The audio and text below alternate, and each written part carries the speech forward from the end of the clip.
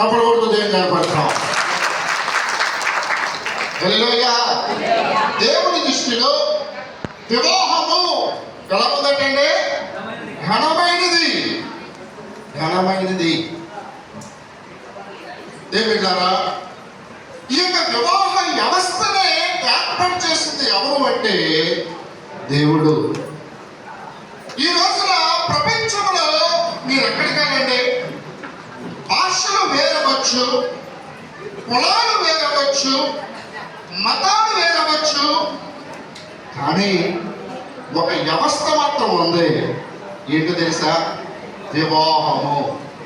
హల్లెలూయా. మీరు ఎన్ని దేశాలు, ప్రపంచంలో 197 దేశాలు ఉన్నాయి. ఈ 197 దేశాలు ఈ రోజున ఒకే వ్యవస్థ మీద ఆధారపడి ఉంది.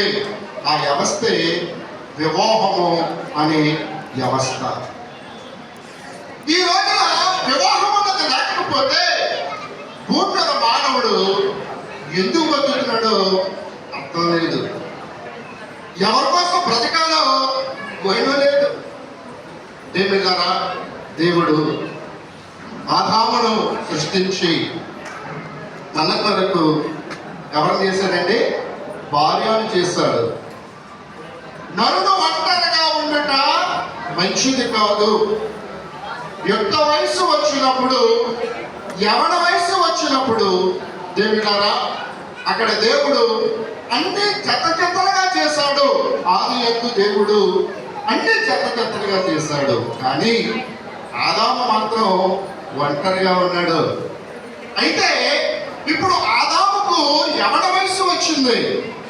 ఈ జతలుగా ఉన్న పక్షులను చూసి, జతలుగా ఉన్న జంతువులను చూసి, నాకు కూడా ఒక జత ఉంటే బాగుండు అన్న ఆలోచన ఆయనకు వచ్చినప్పుడు దేవుడు వెంటనే, ఆహా, మా నోడికి ఏ వయసు వచ్చిందంటే, ఏ వయసు వచ్చింది?